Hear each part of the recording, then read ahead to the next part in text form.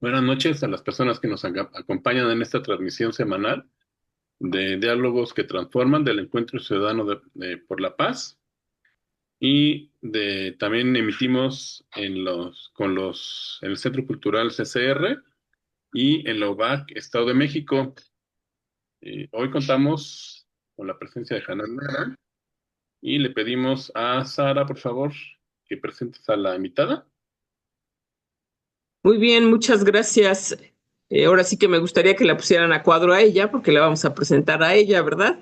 Entonces, pues Hanat ha compartido con nosotros en este proyecto, ya por segunda ocasión nos va a exponer el tema de hoy sobre la iconografía. Ella es licenciada en diseño de la comunicación gráfica y estudió en la Universidad Autónoma Metropolitana de Azcapotzalco, donde también ha tomado otros cursos, así como en el Museo del Carmen, en el Museo Franz Mayer. Es decir, es una persona interesada por las cuestiones artísticas, pero también se ha interesado por los estudios sobre la Virgen de Guadalupe y ha cursado diversos diplomados desde el 2013 en el Instituto Superior de Estudios Guadalupanos con el padre Eduardo Chávez Sánchez, postulador de la causa de Juan Diego, quien ha estado ahí, ¿verdad?, presente en estos asuntos. También ha estudiado náhuatl y tiene preparado, pues, estudios sobre la pintura si se le pudiera llamar así, ¿verdad?, sobre pintura de la Virgen de Guadalupe y diferentes estudios sobre técnicas artísticas. Y además, en referencia con el tema que nos expone el día de hoy, ella tiene estudios de iconografía, bizantina, su historia y su técnica, que ha cursado en la Universidad de Puebla con Jesús Rosas y con Andrei Sharov, iconógrafos ellos, uno de origen mexicano y el otro de origen ruso. Pues nos acompaña ahora aquí Hanat, está con nosotros, te agradecemos muchísimo el interés por participar y cubrir el tema de hoy, que pues resulta de singular importancia conocer este tipo de arte, que si bien tiene una difusión universal, pues nosotros no estamos acostumbrados o no conocemos a profundidad las características del arte iconográfico. La relación con el tema es la ventana al cielo, ¿verdad? La relación con el cielo. Muchas gracias, Hannah. Tienes la palabra ahora. Gracias. Bueno, pues una vez más estoy con ustedes. Les agradezco la invitación. Pues como les quisiera compartir que no soy experta en el tema, soy una enamorada de la iconografía bizantina, me gusta muchísimo y bueno, he tenido interés por investigar un poco acerca de esto y una aclaración acerca de lo del currículum que leíste, Sara. Te detuviste ahí cuando dijiste acerca de la pintura guadalupana. O sea, yo he tenido estudios de pintura guadalupana. Tú te referías a que si se le pudiera decir pintura a la imagen de la Virgen de Guadalupe, pero no es que mis estudios hayan sido acerca de la pintura del ayate de la Virgen de Guadalupe, porque no es una pintura, como decías. eh, sí tiene algunas técnicas ahí que podríamos referirnos como pintura, pero a lo que se refiere mi estudio es a que estudié técnicas de pintura, diferentes técnicas, y aplicadas a la imagen de la Virgen de Guadalupe. O sea, nuestro estudio se refirió principalmente todas nuestras técnicas se enfocaban en representar a la Virgen de Guadalupe. No es que sea una pintura la imagen de la Virgen de Guadalupe. Una vez aclarado el punto, cerramos. Y bueno, regresamos con la iconografía bizantina. Les decía yo que siempre me ha intrigado, eh, me, f- es una fascinación extraña. Yo empecé con esto desde que iba en la secundaria.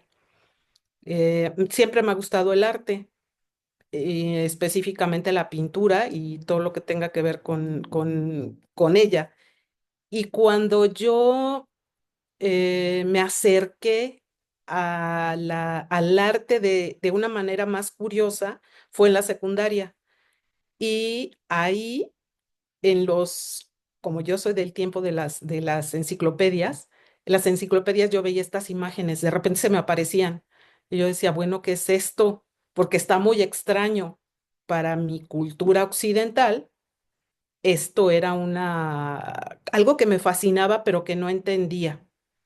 Hasta la fecha sigo sin entenderlo completamente y creo que hasta el final será cuando Dios me permita, si es que sea así, entenderlo realmente. Pero esa fascinación creo que les puede suceder a muchas personas. Es una fascinación que puede a veces parecer confusa porque no la entendemos y porque no estamos familiarizados porque somos de Occidente. Entonces, bueno, aclarado yo les iba a comentar, cuando estuve checando cosas en internet, me encontré con una persona que había sentido lo mismo que yo, la misma curiosidad, yo en secundaria y esta persona en preparatoria le pasó eso. Dice que ellos tenían un periódico mural en su escuela y que a él le causaba mucha exaltación voltear a ver ese mural. Era pura iconografía bizantina. Y entonces él lo veía, pero como que lo confrontaba, pero no sabía de qué se trataba. Eso me pasó a mí en la secundaria. Me confrontaba, y me fascinaba, pero no sabía qué pasaba ahí. Y pasó el tiempo, a mí me llamó mucho la atención encontrarme a alguien más que le había pasado exactamente lo mismo que a mí. Yo nunca lo había compartido con alguien más, esta inquietud que me sucedió en la secundaria hasta ahorita, pero me dio mucha, pues, tranquilidad, alegría, no sé, me sacudió de alguna forma haber encontrado a alguien que le pasó exactamente lo mismo. A lo mejor entre ustedes o entre quien vaya a ver esta presentación, puede haber alguien que le haya pasado exactamente lo mismo. Y creo que es dicen por ahí que los iconos te escogen, no al revés, ¿no? Y creo que probablemente puede estar por ahí el asunto. Indudablemente Dios te busca y te encuentra si tú quieres, ¿no? Entonces, aunque siempre o sea, el buscar es como, Él siempre es nuestro creador y siempre sabe que estamos ahí y siempre está en nuestra búsqueda para que nosotros lo encontremos a Él. Y el icono es un medio por el cual Él se comunica, toda la divinidad, todo lo que tiene que ver con Dios, es una forma de comunicarse por medio de la iconografía bizantina, de la iconografía en general. Pero esta iconografía bizantina tiene una magia especial. Bueno, vamos a entrar al tema. Si me ayudas con la presentación, por favor. em, para compartirla.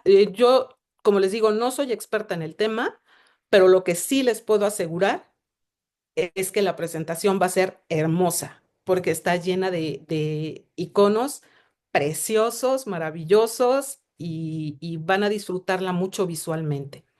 Entonces, bueno, empezamos con el título es Iconografía bizantina entre la tierra y el cielo. También cuando invité a algunas personas me preguntaron, ¿y por qué le pusiste ese nombre?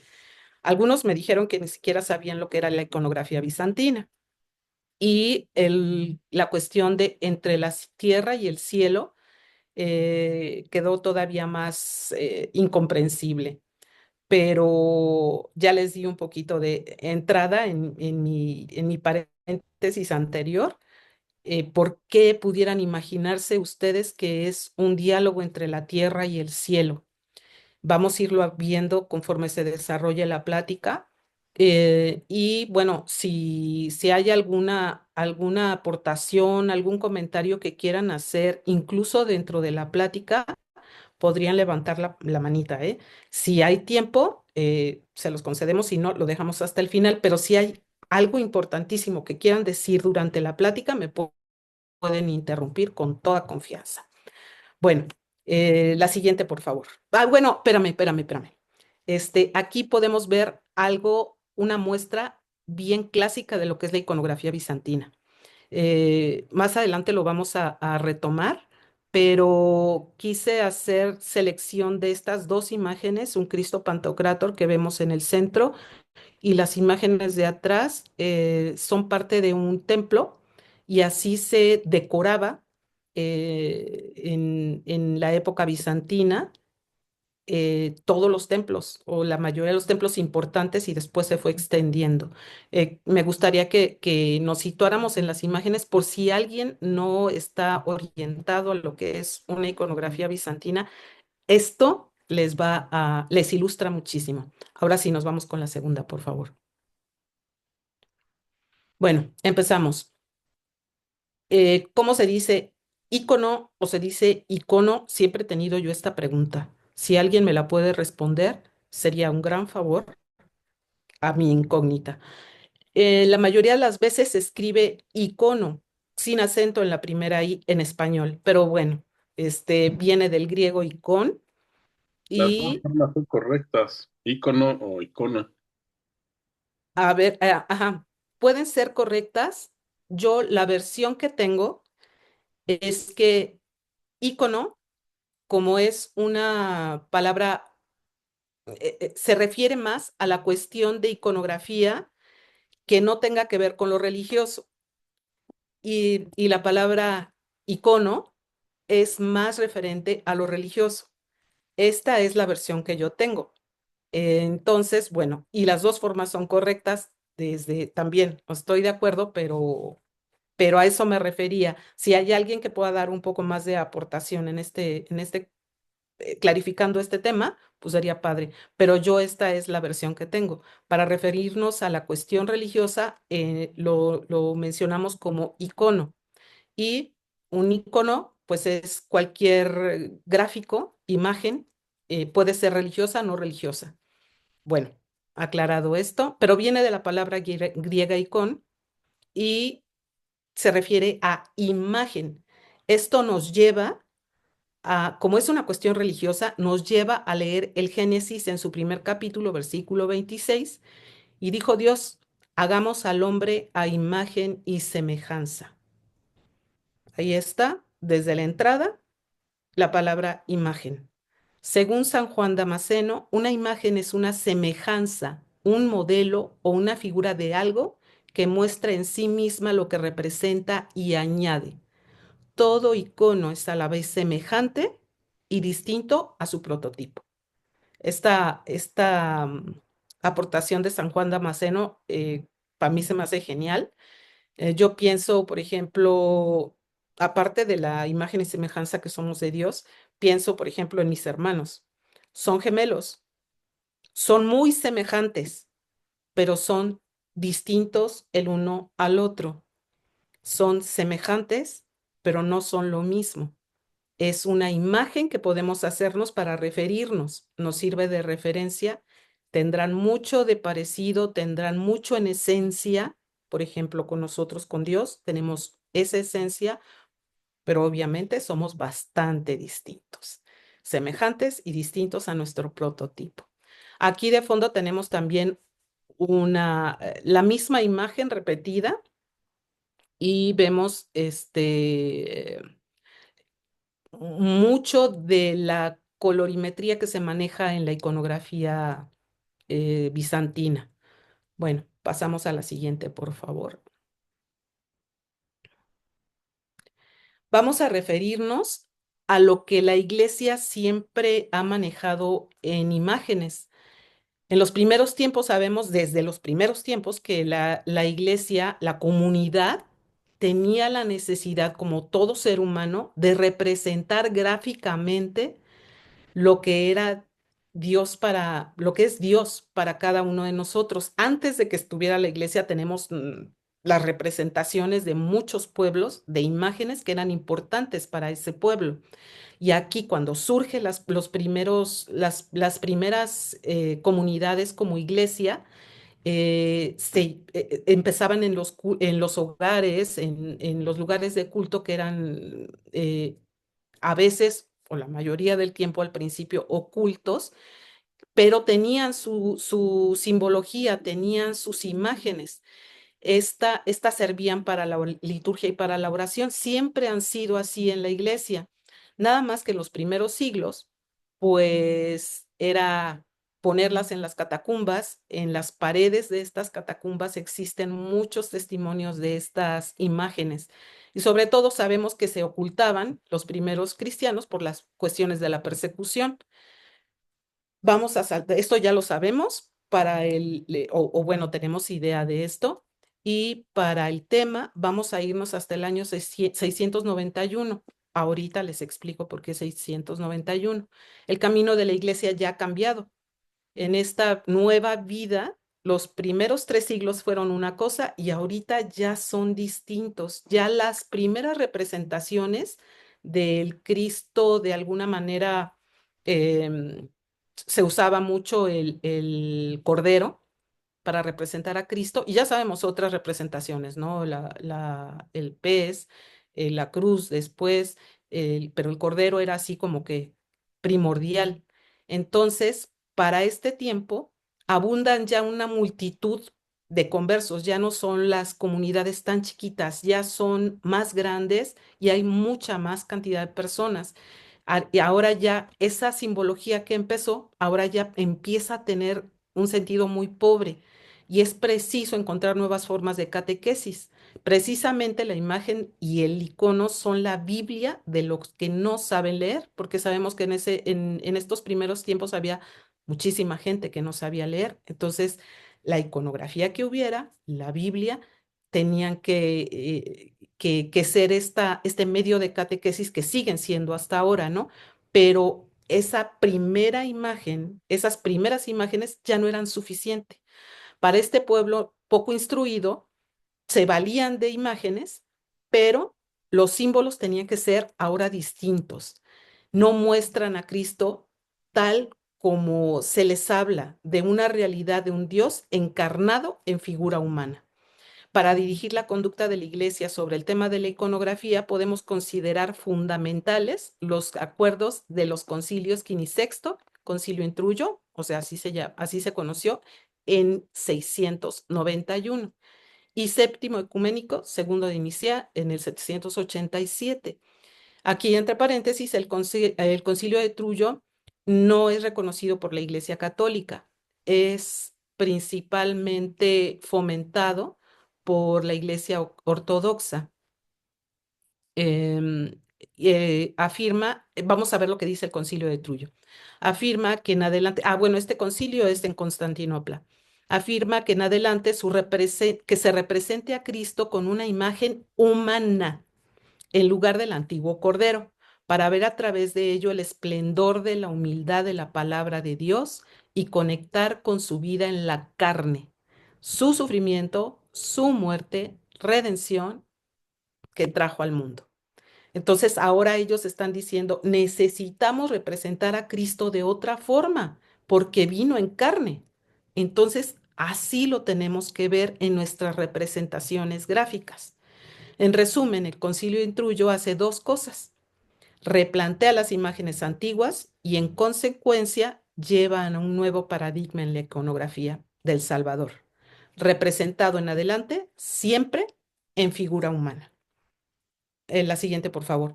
Ya no es el Cordero, ya no es las antiguas representaciones, ahora tenemos la necesidad de representarlo como uno de los nuestros. Ahora sí, entramos directamente a la iconografía bizantina. Por definición, son un tipo de arte religioso originario del Imperio bizantino, la parte más oriental del Imperio romano, con su centro en Constantinopla, actual Estambul.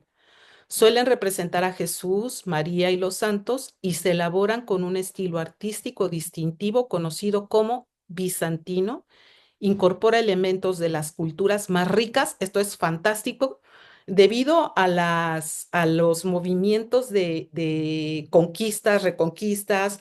Ahora yo soy sobre ti, ahora ya están los griegos, ahora ya están los musulmanes, ahora ya están los latinos, o sea, no sé, con Roma. O sea, hay una mezcla tan rica que el resultado es esta maravilla, la iconografía bizantina. Imagínense nada más que tiene influencia de la cultura griega, de la cultura romana, de la persa y del islámico. O sea, esta es una muestra muy hermosa de lo que es la iconografía bizantina. Aquí tenemos representaciones también de un Pantocrátor.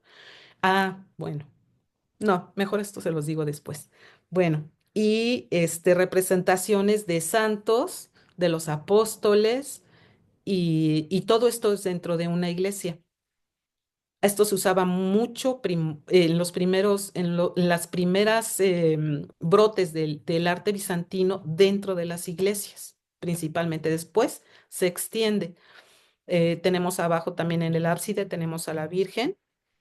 Podemos decir que es una Theotokos, pero después hablamos de estos puntos. Me gustaría que contemplaran tantito este icono. A mí me parece maravilloso y creo que a todos debemos coincidir en esto. Además, es un mosaico, tiene un brillo particularísimo y después vamos a ir desglosando lo que representa. No específicamente esto, pero varios de los iconos. ¿Por qué los vemos así? Seguimos con la siguiente, por favor.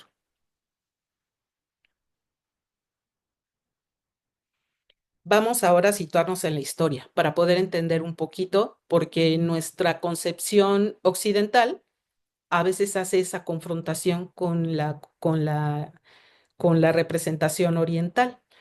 El Imperio Romano de Oriente es llamado Bizancio, es el Imperio Bizantino. Este se extiende del año 476 a 1453, lo que coincide en Occidente con la Edad Media. Esta es una línea del tiempo para que no nos perdamos, para que sea un poquito más fácil enfocarnos. Nos vamos, la antigüedad está antes de Cristo, viene Cristo, después está la Edad Media y después la Edad Moderna y la Edad Contemporánea. Entonces, vamos a irnos rapidísimo con la fundación de Bizancio en el 667 antes de Cristo. No sé si me dé mucho tiempo. Finalmente, lo mismo me pasó que la vez pasada en el tema de Guadalupe. Me faltó tiempo, me falta para poder resumir y no dejarlos, no quisiera dejarlos con lagunas que pudieran ser contraproducentes, pero voy a tratar de decirlo muy rápido. La fundación de Bizancio es en el 667, pero no se conoce como Bizancio o no se conoce tampoco como Constantinopla hasta Constantinopla es la capital de Bizancio.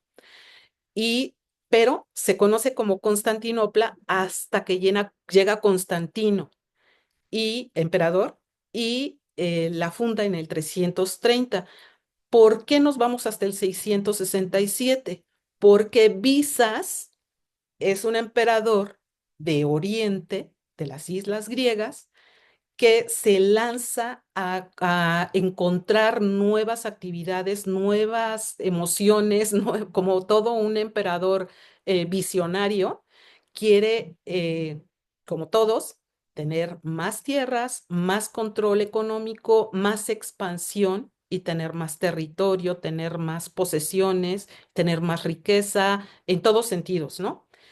Válidos y no válidos. Pero a Visas le debemos el nombre de Bizancio, que en realidad se usa siglos atrás, ni siquiera con Constantino. Se utiliza ya, en realidad, escogieron el nombre de Bizancio por Visas, pero le pudieron haber puesto Imperio Constantinopolitano o Justiniano, porque ellos dos tuvieron mucho más que ver que Visas en esa brillantez del imperio de la Roma de Oriente, como realmente es, ¿no? Bueno, me voy más rápido porque si no yo me clavo por ahí y no es el tema. Bueno, entonces aquí en las caídas y en las subidas del imperio pasan muchísimas cosas que enriquecen a este periodo bizantino, sobre todo en lo que nosotros estamos tratando ahorita, la riqueza del arte bizantino. Para situarnos entonces en la historia, recordemos que el imperio inicia en el 330 con el emperador Constantino, que funda Constantinopla, la nueva Roma de Oriente, porque recordemos que hay una Roma de Occidente, pero Constantinopla en este momento es la nueva Roma de Oriente.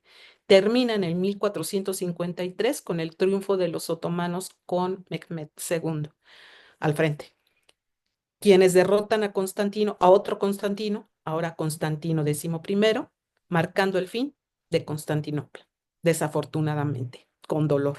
Pero bueno, estamos viendo abajo todo el territorio que logró, este es Justiniano, logra acaparar tanto, tanto, tanto. No sé si, Jorge, te pudieras acercar o mejor lo dejamos así, porque, porque quisiera que se entendiera un poquito más la cantidad de territorio. Lo que está enmarcado en la elipse es lo que fue el Imperio Bizantino. Si no, bueno, vemos la península itálica, vemos parte de África, todas las islas griegas y parte de Asia, que son territorio de Constantinopla. Se podrán imaginar la cantidad de riqueza que había en todo ese territorio y riqueza tan diferente. Y veíamos ahí dónde se localizaba puntualmente Constantinopla. Em, se nos fue la imagen, pero bueno, sí se pudieron dar cuenta de la extensión tan grande de la que fue protagonista el Imperio Bizantino. Ahí está. Si vemos el mar, el mar Mediterráneo abajo, el mar Negro arriba, y todo esto, todo el de la elipse es propiedad del Imperio Bizantino. ¿Se imaginan yo me pongo a pensar y digo, santo Dios, si ahorita con la comunicación, la facilidad de comunicación que tenemos, hay tantos problemas de, de- de organización en una misma, por ejemplo, nosotros, en un mismo país, ¿se imaginan controlar toda esta vastedad de territorio con todas esas diversidades? Ha de haber sido una locura. O sea, Constantino, mis respetos y todos los que se arriesgaron a seguir, mis respetos. Entonces, bueno, este, pasamos a la siguiente, por favor.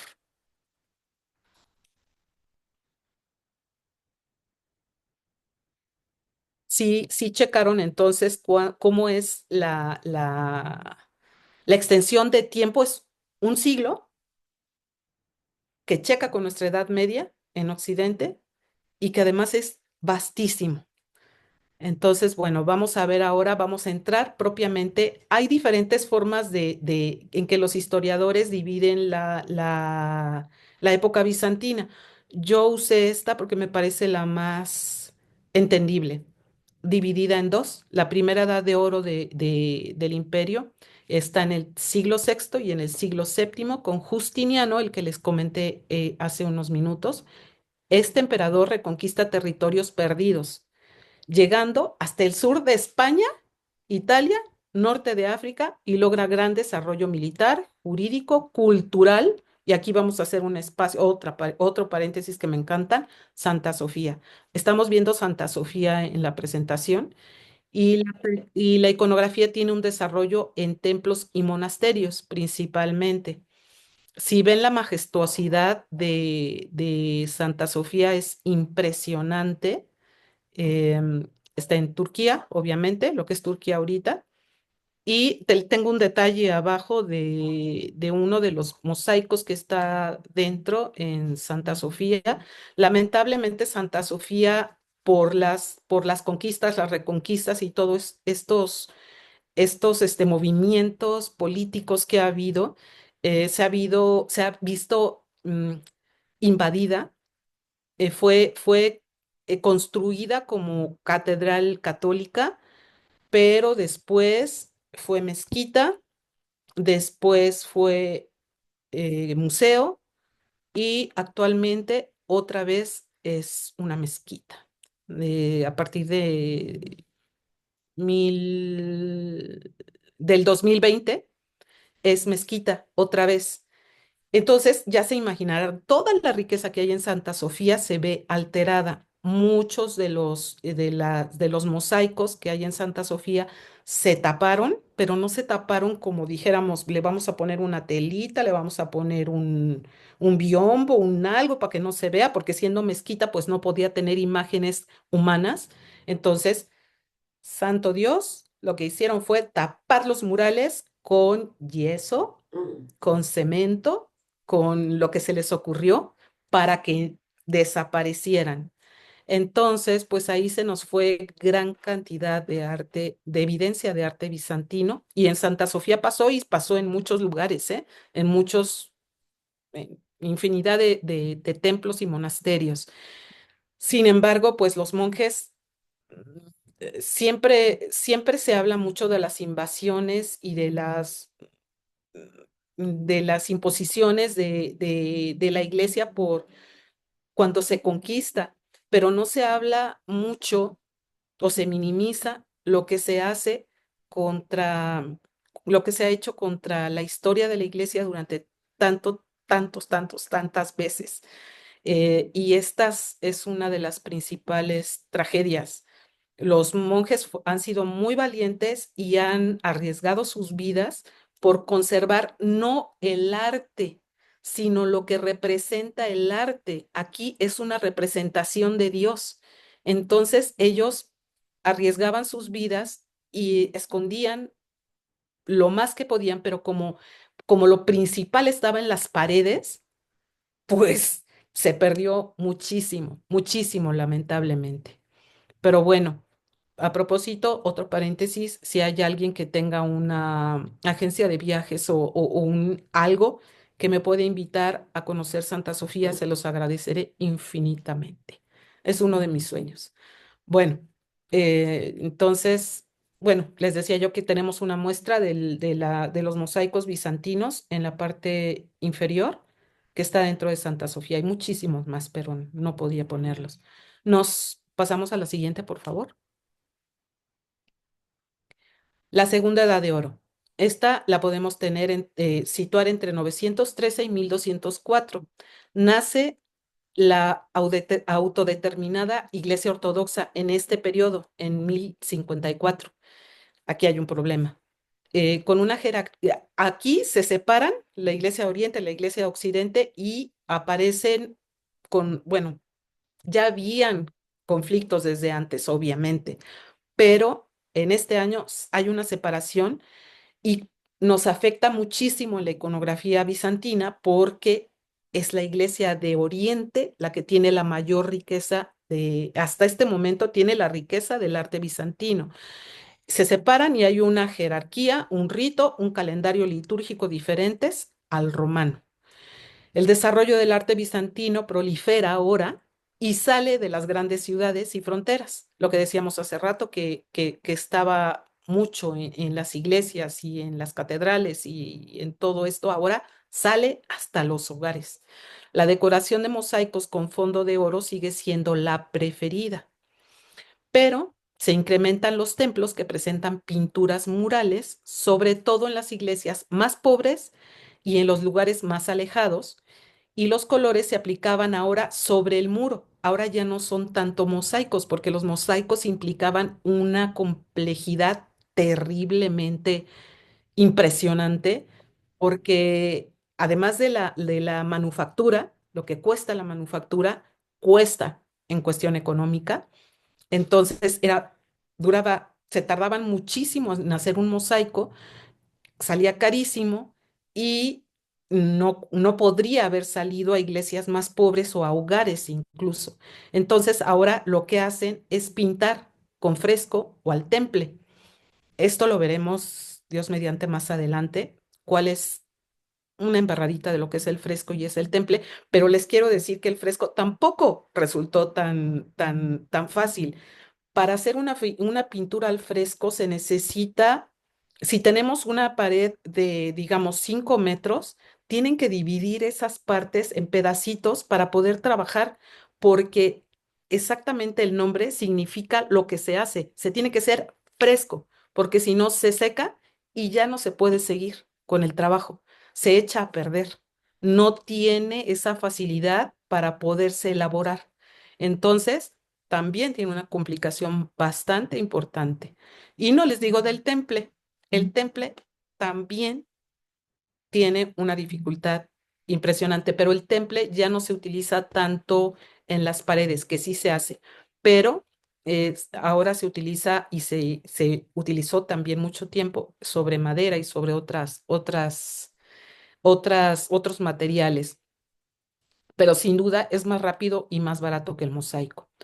Ahora se extiende este arte bizantino a Capadocia, Chipre, Venecia, con la grandiosa iglesia de San Marcos en 1071 y 1083, que fue realizada, y es vista, recubierta por mosaicos dorados, y fue una labor iniciada por artistas bizantinos. O sea, se llevaron directamente artistas de Constantinopla, se los llevaron para Venecia.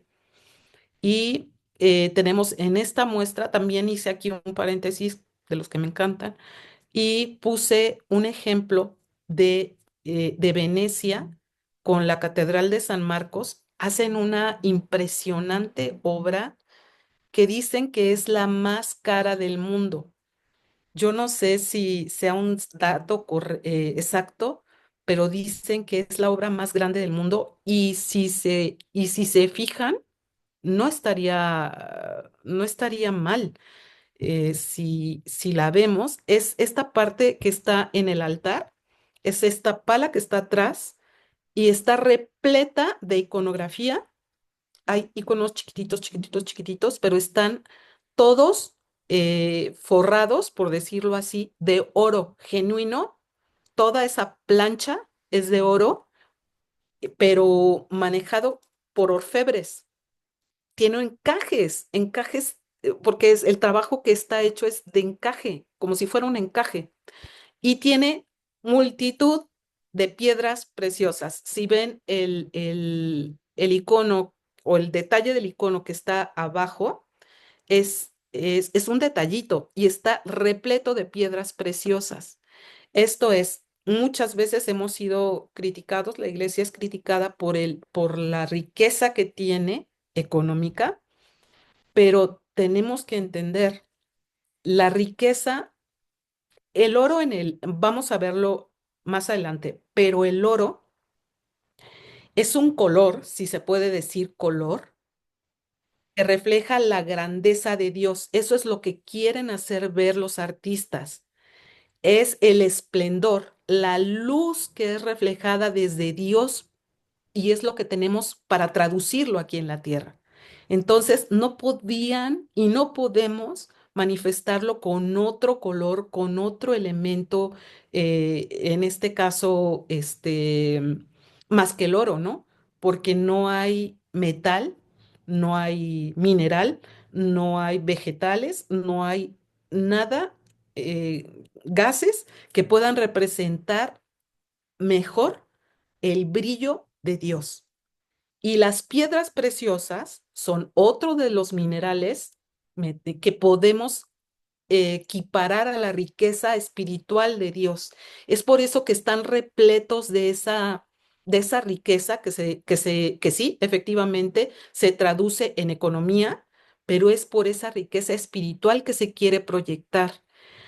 Tenemos el oro, las piedras preciosas y el arte de la iconografía. Entonces, no estaríamos ausentes de decir que es si no la máxima, sí una de las máximas riquezas que tiene la iglesia y que hay en el mundo. Lamentablemente, esta pala de oro también muchas veces no se ve siempre que se va a Venecia, está tapada muchas veces por otras como paredes que son de iconos también. Están repletos de iconos, pero no tienen toda esta riqueza económica, digámoslo. O sea, la luz que proyecta el oro que está en la pala original no siempre se puede ver. Muchas veces está tapada. Yo tuve la gracia de poderla ver y la vi así, destapadita. En su momento no la aprecié como debería, pero ahora vuelvo a acudir a ustedes si hay alguien más que quiera recomendarme con alguien que tenga una agencia de viajes, me puede pagar el viaje también a Venecia. Y si quiere ir alguien más, pues nos vamos apuntando y nos hacemos nuestro tour para volver a ver esta belleza, belleza. Además, imagínense todos los iconitos chiquitos con tanto detalle, es impresionante. Además, no la pude ver bien porque no puedes verla, o sea, te dan un tiempo para que pases rápido. Entonces, bueno, pero la vi, estuve ahí, gracias a Dios. Bueno, nos vamos a la segunda, por favor. Digo, la que sigue, ya ni sé qué número es. Ahora, no todo es miel sobre hojuelas. Tenemos una primera etapa iconoclasta. ¿Qué quiere decir esto? Es un movimiento que va contra la manufactura de iconos y de manifestación de ellos. Esta primera etapa está entre el 730 y el 787. El inicio. El emperador León III inició la destrucción de imágenes religiosas alrededor de este año 730, ordenando la retirada de un icono de Cristo de la puerta del Palacio Imperial. Esta de aquí no tenemos ninguna evidencia, pero dicen que era maravilloso, una obra impresionante. No tenemos nada por esta situación. La consolidación. Su hijo, otro Constantino V, continuó la política iconoclasta convocando un concilio en 754 que respaldó la prohibición de las imágenes. Ahora, la restauración. Una mujer tenía que ser. La emperatriz Irene logró restablecer el culto a los íconos con el Concilio Segundo de Nicea, del que ya habíamos hablado antes, en 787, declarado el último concilio que unió oficialmente a las iglesias orientales y occidentales. Después hay un poquito de calma. Estos fueron un poquito más de 50 años. Hay un poquito de calma con respecto al movimiento iconoclasta, pero viene después, en el 815, una segunda etapa iconoclasta. Inicio. Tras un periodo de relativa calma bajo León IV, otro León, y ahora tenemos otro León, pero es un papa, ahora que tenemos que yo digo, ay Dios mío, lo bueno que es un León XIV y no tiene nada que ver con el movimiento iconoclasta, pero fueron dos leones para que eso nos sirve mnemotécnicamente para acordarnos, el León III, León IV, los que iniciaron el primero y el segundo movimiento iconoclasta. Y no, es el León V realmente el que reinició la iconoclasia en 815.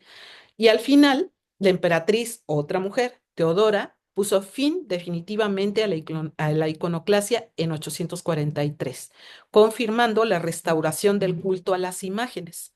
Ahora sí ya no es que se restringiera el uso de imágenes en general, sino se referían a la imagen humana. Por eso pongo abajo la simbología que tenemos, se representaban imágenes, pero eran imágenes geométricas, naturalezas, recuadros, círculos, o sea, figuras geométricas, pero no figuras humanas en este tiempo del iconoclasta, en estos periodos iconoclastas. Pero bueno, ya vimos que en 843 la emperatriz Irene la emperatriz Teodora, bravo por la emperatriz Irene, bravo por la emperatriz Teodora, que nos restituyeron el uso de los iconos. Seguimos, por favor. Las dos emperatrices están representadas, por supuesto, en Santa Sofía, en un mosaico cada una. Bueno, no solitas, están acompañadas. Ahora sí, por fin. Estamos ya estoy en el final y no acabo. Un icono bizantino. Se dice que se escribe no se dice que se pinta. ¿Por qué? Lo voy a leer porque esto es clarísimo. Yo no entendía en las clases que yo tomaba, yo decía, a mí que me expliquen por qué dicen que se escriben los iconos bizantinos. No entiendo. Me daban una explicación, me daban otra y yo no entendía. La forma en cómo me ayudé de diferentes lugares y conseguí hacer como concentración, un resumen de lo que a mí me quedó claro, es como lo escribí aquí. Se dice que se escribe porque no es solo una imagen, sino un texto sagrado. Se lee y se comprende como un evangelio visual, especialmente para una población mayoritariamente analfabeta en el pasado, facilitando la oración y la conexión con lo divino. El artista se convierte en un instrumento del Espíritu Santo, según The Art of the Icon. El proceso de escribir un icono es intrincado y sagrado. El iconógrafo se dedica a la oración antes y durante, la reflexión y el ayuno. Aquí dice antes, pero es también durante.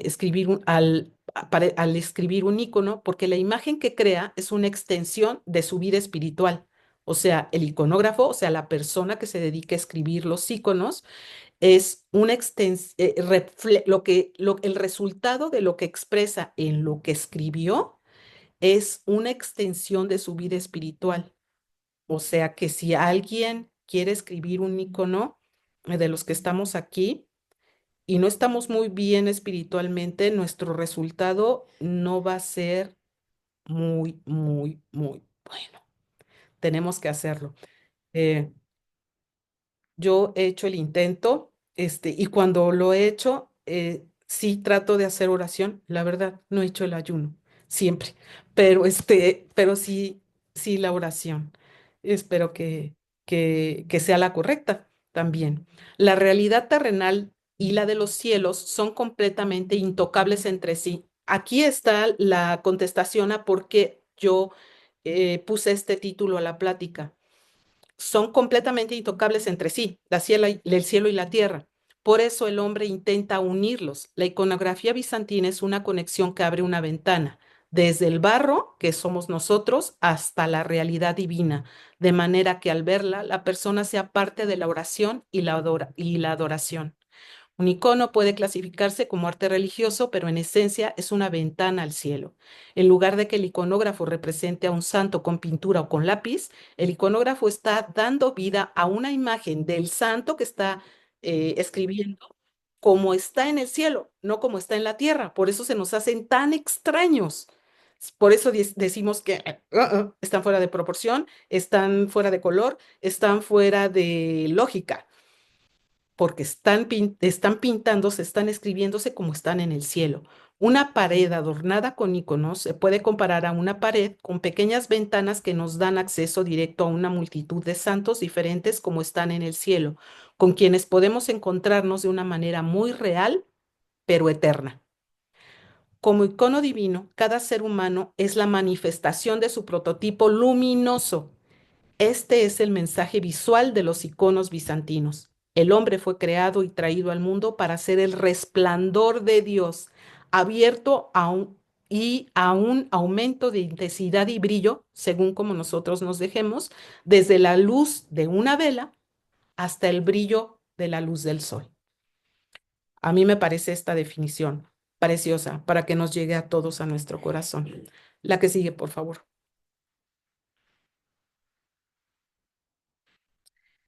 Alguien nuevo en los iconos, a mí me pasó, una amiga mía, a lo mejor está por aquí, la señora Gris, ya la balconé. Alguna vez fuimos a una iglesia y ella pinta, entonces dijo, esa imagen está desproporcionada. El niño no tiene nada que ver con la proporción de la cabeza. Y yo me quedé calladita.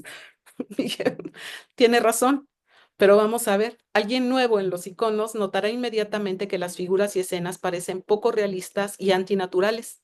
Estas alteraciones estilizadas tienen un propósito, porque la imagen no es una representación de algo que no sea familiar aquí en la tierra. Estamos mirando al cielo. No hay preocupación por la representación fiel de la realidad. Esto es debido a que no se representa el mundo real, sino el mundo espiritual.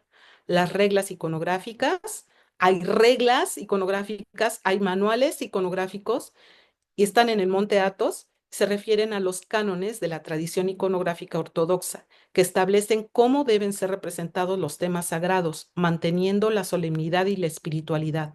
Estas reglas se documentan en manuales como el Herminio, del monje Dionisio Furni, que actúa como un manual para los iconógrafos, detallando las composiciones, los colores, el simbolismo de las posturas y los gestos, y el uso de la luz para transmitir la luz divina.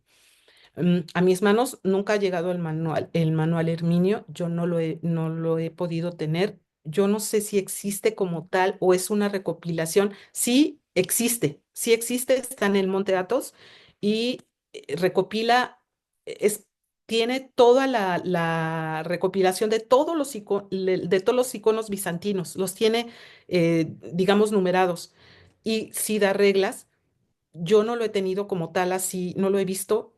Me imagino que es que son muchísimos cánones, muchísimas reglas que se dictan, que yo los he tenido y los vamos a ver de una manera general, este, pero bueno, existe.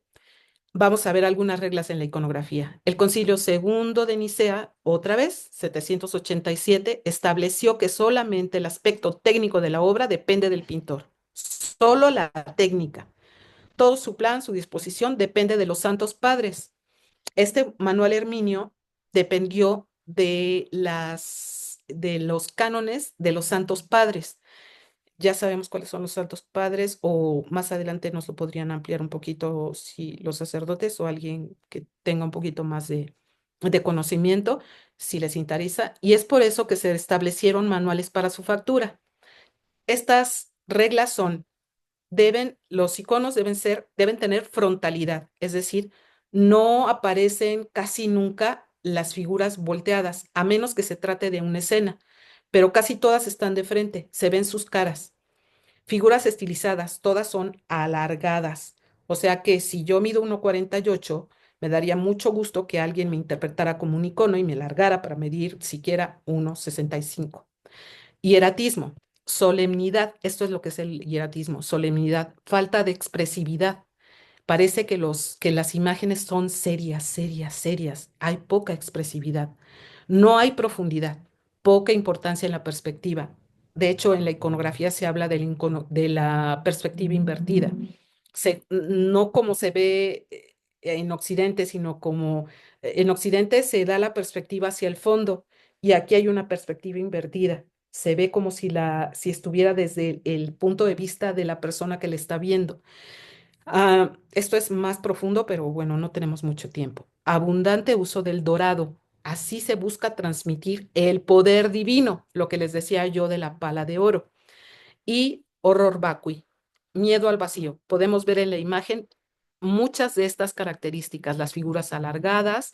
Por supuesto, el horror vacui ya está todo tapizado, todo lleno, llenito, llenito. Las figuras estilizadas, la frontalidad. Nos seguimos a la que sigue, por favor. Y yo creo que lo vamos a tener que dejar aquí. Y nos vamos a la que sigue y a la que sigue. Gracias. Este, eh, en la mañana, por más que, o sea, yo hice todo mi intento por reducir esto y por más de veras, no lo logré. Entonces, fui muy feliz cuando dije, no termino, no termino, no puedo, no puedo, no puedo. Y entonces me dijeron que me dan, lamentablemente para ustedes, felizmente para mí, un continuará, un espacio más para la semana que entra. Yo quisiera haber terminado con estas dos imágenes que son bellísimas y lo que sigue, profundísimas y lo que sigue, pero ya no llegué. Ya casi son las 9, entonces prefiero terminar ahorita y como los iconos no hablan, les puse sus bolitas de pensamiento saliendo de su cerebro. Continuará. Muchas gracias por su tiempo.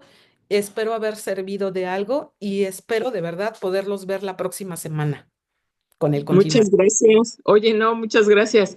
Es una fortuna para todos escuchar esto Yo la verdad nunca había tenido oportunidad de saber o de conocer de este arte y quisiera comentarte nada más una muy breve anécdota.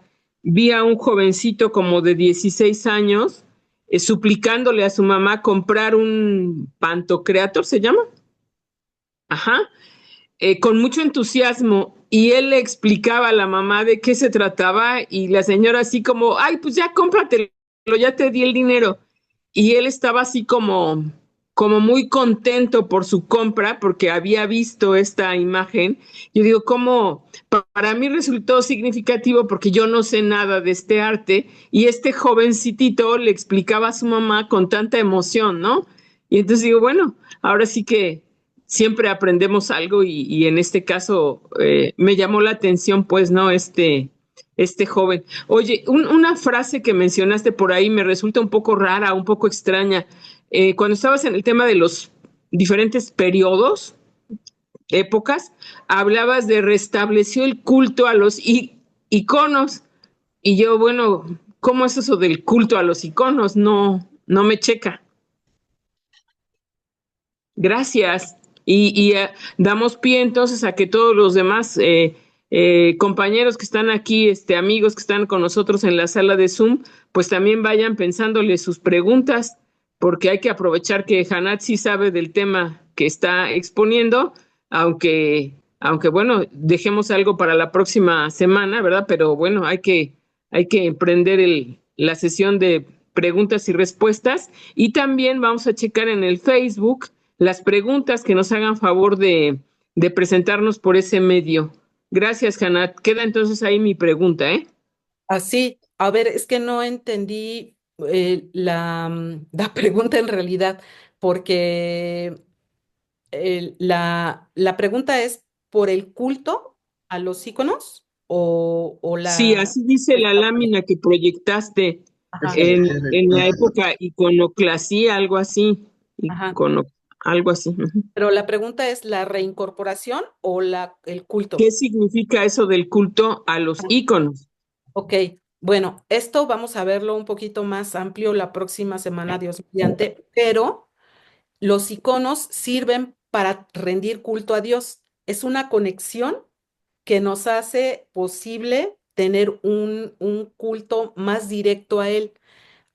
Por medio de sus santos puede ser, por medio de la Virgen y directamente con un Cristo Pantocrátor o un Cristo en sus escenas diferentes. Eh, por medio del, así como tenemos un culto, podemos hacer un culto en la misa, eh, es un culto muy particular el que se hace con un icono. Por eso les decía yo que el icono se dice que te escoge. Tú puedes hacer eh, como cuando tenemos un oratorio en nuestras casas, ahí es el lugar del icono. El icono no es, puedes usarlo, pero no es un cuadro que vas a colgar en tu casa. Es un lugar, es una ventana por la cual te vas a comunicar con lo divino. Entonces, por eso decimos que sirve para el culto. Es una manera de unirnos a Dios, de platicar con Dios, de conocerlo, como les decía, de la forma como no la podemos ver aquí en la tierra. Es por eso tanto significado. Lo poquito que pudimos ver ahorita y lo que vamos a ver la próxima semana, nos ayudará a entender por qué nos ayudan los iconos al culto. Creo que mi hermano puede hablarnos porque él es fan de los iconos y creo que la vez pasada mm, le comuniqué esto. El, yo le, ah, yo le hice un icono que él me pidió y me dice, ahora no sé dónde ponerlo. Y yo lo dejé. Dije, bueno, él sabrá, ¿no? Pero ya cuando no encontraba dónde ponerlo, digo, es que lo tienes que poner en un altar. Si tú tienes un altar o un espacio donde tengas especial lugar para oración, ahí lo debes poner. Y cada que tengamos ganas de orar y platicar con Dios, usa tu icono. Yo tengo un icono que yo hice de una cruz que es especial para la hora de mi muerte. Entonces, así tienen los iconos ese sentido. Es un culto con el cual nos comunicamos con Dios. Espero haber sido un poco clara. Claro que sí, Hanna, tenemos ya una manita levantada por ahí si le prenden el micrófono al padre Pedro Miguel Funes. Anfitrión, Es, ya puede hablar, padre. Gracias.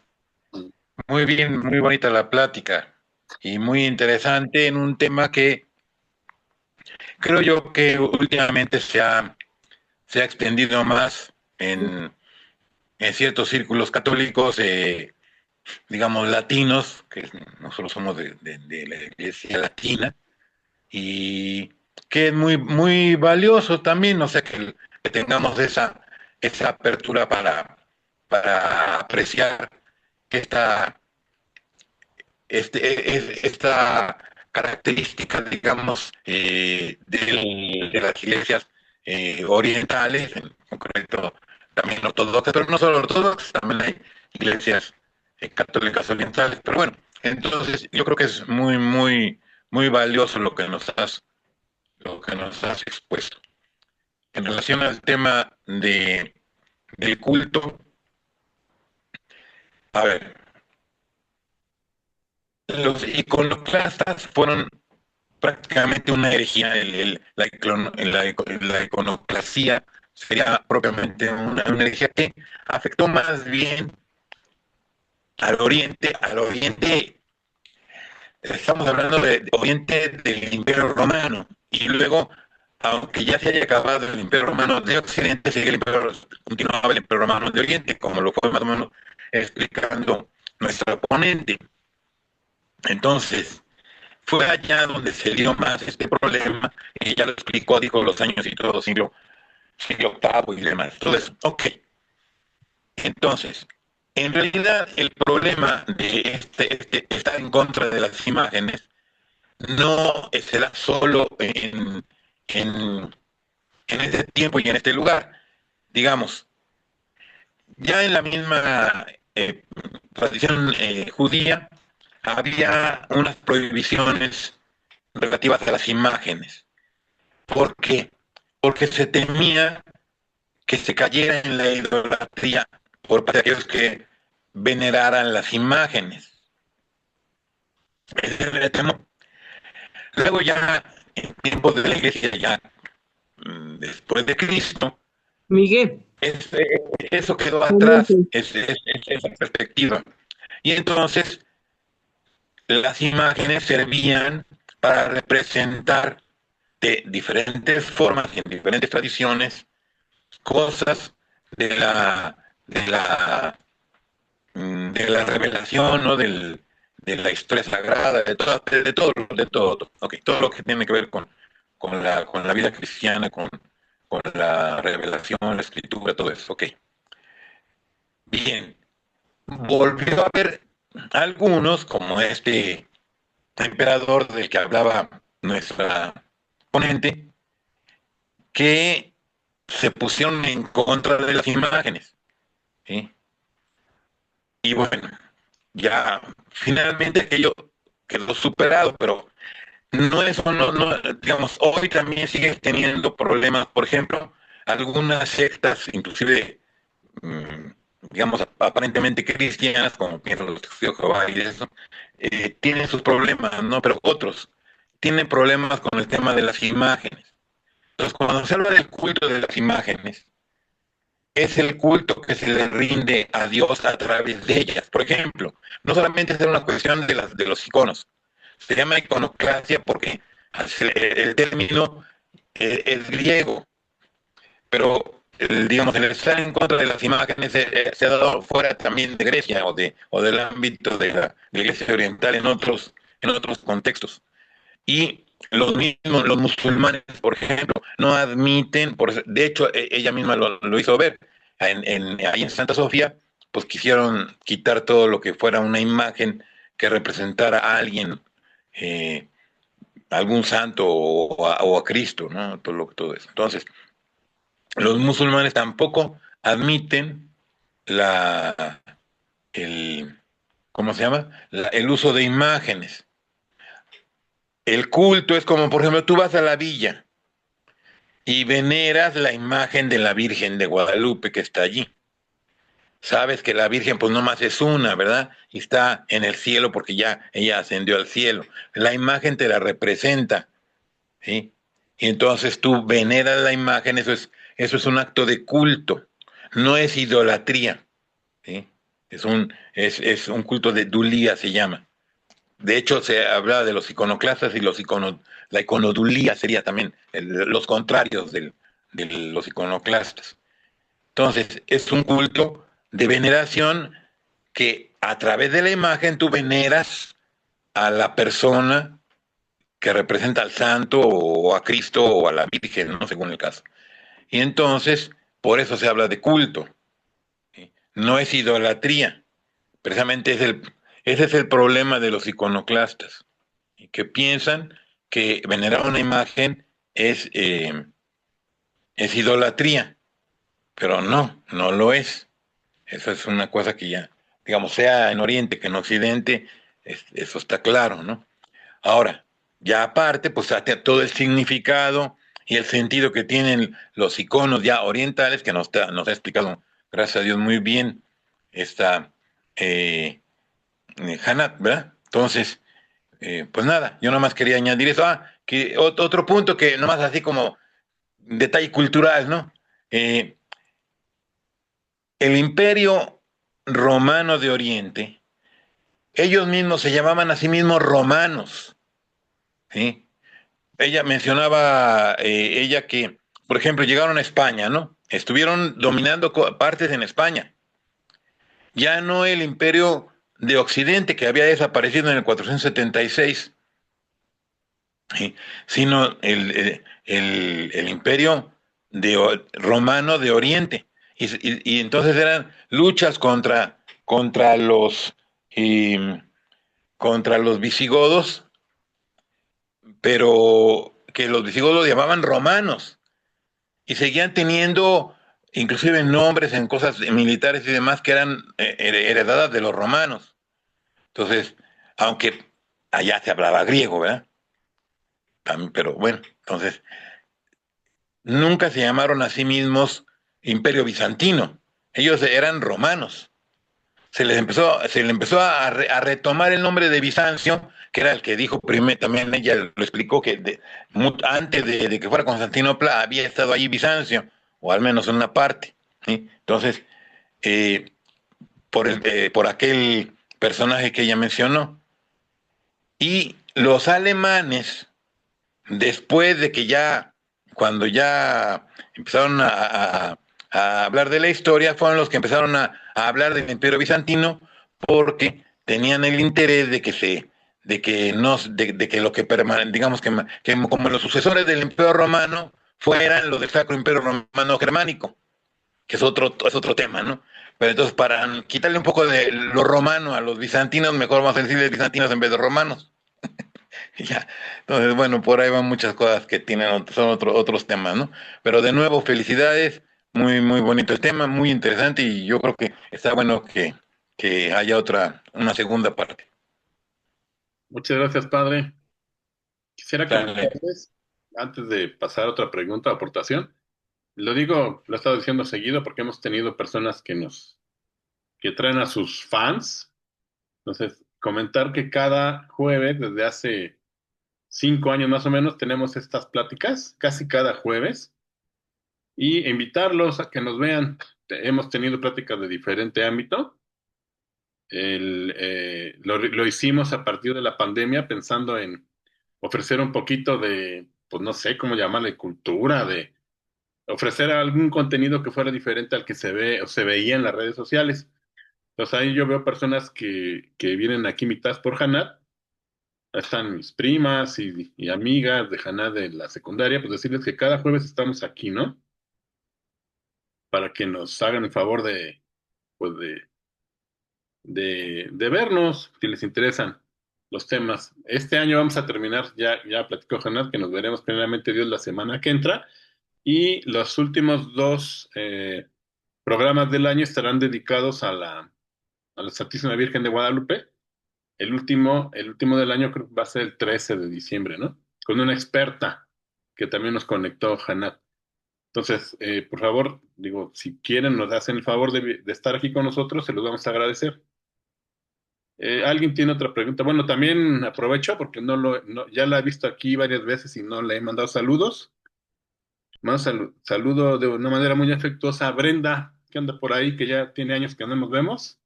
Pues muchos saludos. A ver qué día nos vemos. ¿Qué más? Este, bueno, comentar que si ustedes van a clave, bueno, yo, por ejemplo, tuve pues, la fortuna de ir a clavería hace como 25 años y había unos libritos que se llaman Orar con íconos, que explican el sentido este que nos decía el padre, que nos dijo Haná, que los íconos son propiamente para ayudarnos a orar, para voltar al cielo. No sé si todavía puedan encontrar alguno. Yo vi y me traje, era un libro, era una colección de libros por ícono. Estaba no sé, por ejemplo, el Cristo Pantocrator. Estaba alguna de las tipos de vírgenes que hay ahí, ¿no? La Teótocos, otros. Entonces, si se da una vuelta o buscan en Amazon, a lo mejor encuentran libritos de ese tipo de cómo orar con los íconos. Yo compré uno también ahí en clavería hace años, unos para mis hijas, que eran de bien bonitos, que venían calcomanías de iconos para pegar y vienen con su oración. Entonces, los iconos son para orar. De hecho, hay una tradición muy interesante en la iglesia ortodoxa que cuando naces te dan tu icono. O sea, bueno, cuando te bautizas, te acompaña durante toda la vida, ¿no? No sé si alguien tiene alguna otra. Ah, bueno, ya revisé la pronunciación ahí, ya saben, ahora en Google todo se puede preguntar la pronunciación de icono, y la realidad es que no hay una acepción religiosa, ¿no? De icono. Más bien es una costumbre por continente, digamos. En España se dice más icono, y en México se dice, y bueno, y en Latinoamérica es icono. Es como una costumbre regional. No hay una referencia netamente religiosa, ¿no? Es lo que yo pude ver ahorita.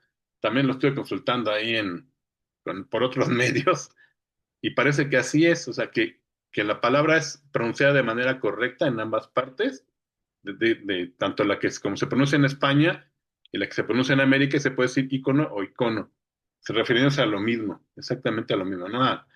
Al arte bizantino, que también se nos dice que es arte bizantino, pero más bien no se puede desligar de que es un arte religioso, ¿no? A ver, Marisa, por favor. Espérame. Algo de la pronunciación también, creo que viene como en griego se dice, o el padre Pedro Miguel sabrá cómo, pero se acentúa la última O. Entonces, por eso también creo que viene de ahí, de la raíz griega, que se diga icono, o sea, no en la I, sino en la O. Entonces, puede ser por ahí. Pero bueno, o sea, indiscutiblemente está bien pronunciado de una o de otra forma. Y parece ser que es una cuestión regional. Como luego hay palabras en español que hemos escuchado que los españoles dicen de una manera que ni les entendemos a veces y nosotros de otra, ¿no? Y es la misma. Parece que pasó algo similar aquí. Pero bueno, ahora sí que sería una discusión bizantina, ¿no? Como se dice. Adelante, Marisa, por favor. Sí, buenas noches. Pues muchas gracias, Jorge, como siempre, invitándonos a las reuniones, a estas presentaciones muy buena. Muchas gracias, Hanna. Yo les comparto, me invitaron igual a una conferencia sobre los iconos, la iconografía. La verdad, yo no tenía idea de qué se trataba, no tenía mucho conocimiento. Y esta nos la dio una consagrada del Regnum Christi. Y la verdad que ahora que vi que compartieron esto, dije, bueno, pues voy a entrar pues para conocer más, ¿no? Y la verdad es que ahí nos comparten en esta Bet Tefilá se llama, es una casa de oración del Regnum Christi, y ellos dan cursos para lo de para hacer para escribir iconos. Entonces, bueno, pues se los comparto por si a alguien le interesa. Digo, ahorita estaba viendo lo que nos comparten, pues realmente van a hacer uno, pero en Chihuahua, entonces creo que no es pero esa, si llegara a ver alguno aquí, pues está en Bosque Real, la casa de oración. Y ahí es como pues ahí dan también clases, ¿no? Entonces, bueno, pues por si a alguien le interesa, o no sé si Hanna también de clases, pero bueno, pues ahora sí que, pues muchas gracias, súper interesante y pues ya saber que cuando lo que dices, no ponerlo en un lugar para orar, ¿no? O sea, no ponerlo así de adorno, sino que sea como en el altar que tenemos, ¿no? Para nuestras oraciones. Gracias, buenas noches.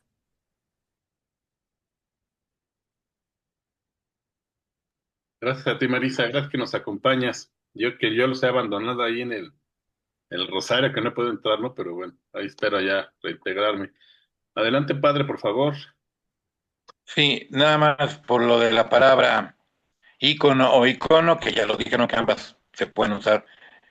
Mm, En el diccionario de la Real Academia viene la etimología y ahí nos indica que por un lado viene del francés, o sea, que llega al español por el francés, que a su vez viene del ruso, que a su vez viene del griego, y el griego es eikon, eikonos, y que significa imagen, ¿sí?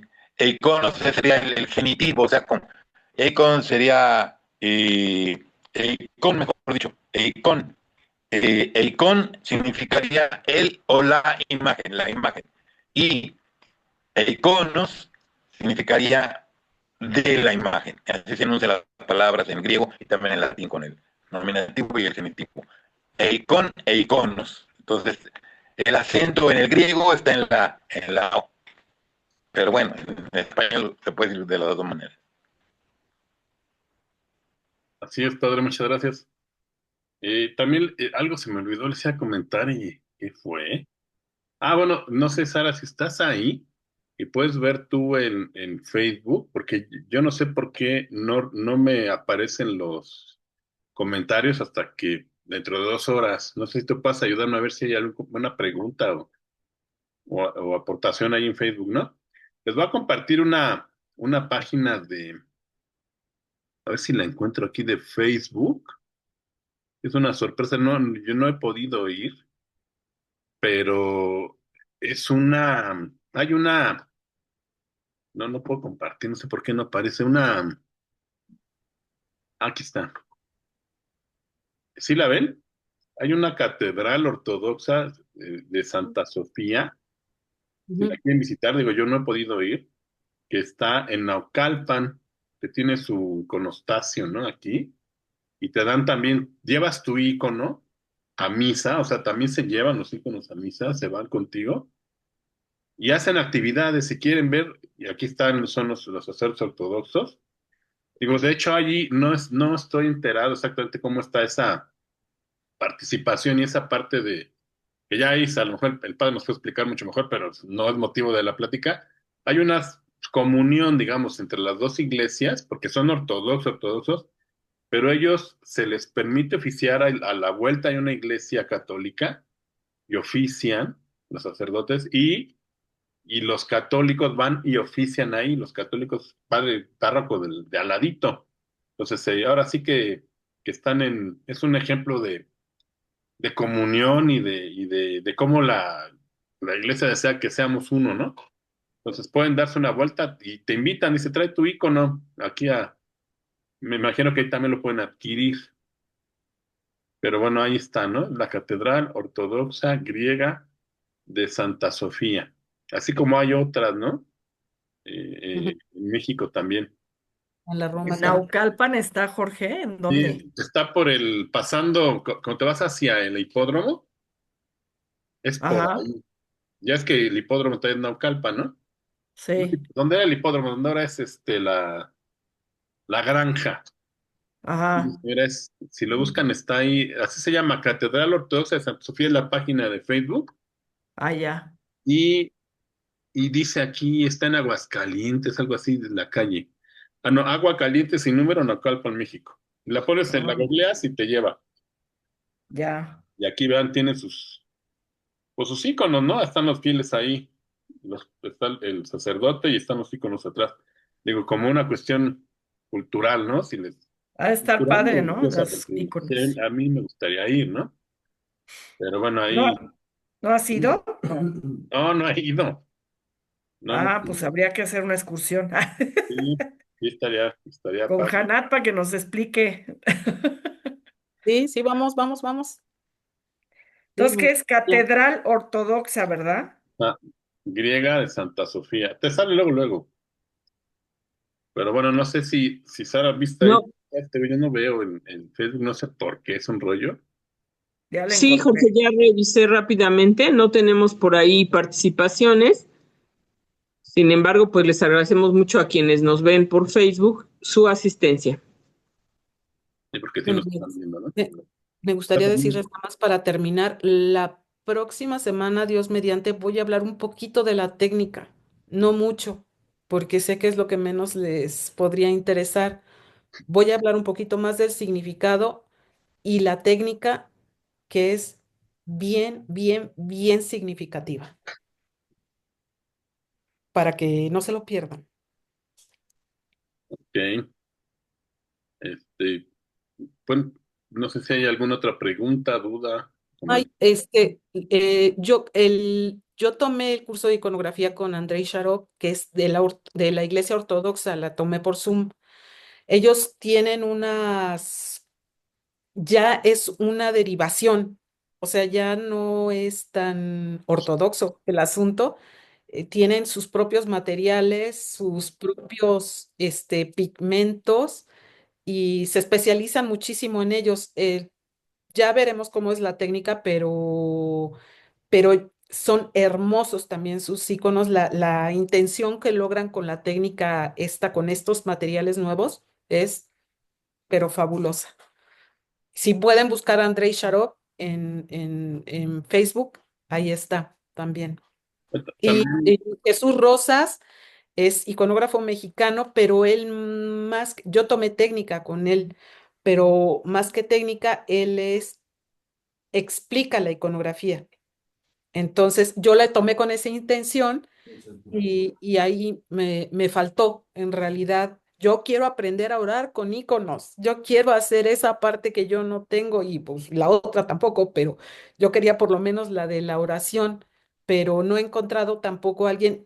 Los del Regnum Christi también lo que yo he visto, no sé porque no he ido presencialmente, pero sí he tenido contacto con sus publicaciones.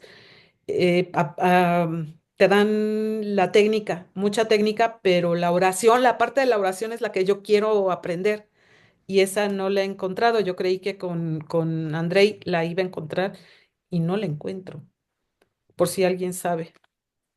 ahí, Lo estoy haciendo a la Catedral Ortodoxa, probablemente. Andrei, ¿qué dijiste? ¿Cómo se llama? Claro, se escribe Zharop Sharot. con B de A la vaca. B con, ok. Andrei Sharov. Mm, Ok. digo, Es chis- perdón, es muy chistoso. si revisan si se buscan y googlean, por ejemplo, van a encontrar un montón de páginas que se dedican a eso, a Gracias. enseñar a orar con los iconos.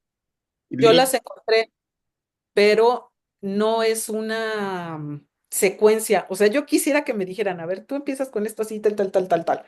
Entonces, y no personalizada. O sea, tienes que hacer esto, sí, eh, muchos salmos, eso sí. Yo cuando hago esto pongo mucho canto gregoriano. Entonces, pues eso también me comunica. Y el canto gregoriano tiene mucho que ver con la iconografía bizantina. Pero bueno, ya vámonos porque ya es muy tarde. hoy también en Instagram, si revisan y le ponen iconos, van a aparecer un montón de iconógrafos y hay unos preciosos, ¿no? Que pueden ver ahí y admirar, digamos. Pues no sé si hay algo más. Ya estamos en el tiempo. Entonces, si nos hacen favor, nos veríamos primeramente Dios en 8 días, siguiendo ahora sí que la parte que continúa. Inviten a más gente, por favor, para que vea el tema y ya, ¿no? Si no hay nada más, Sara, no sé si te quieres decir algo.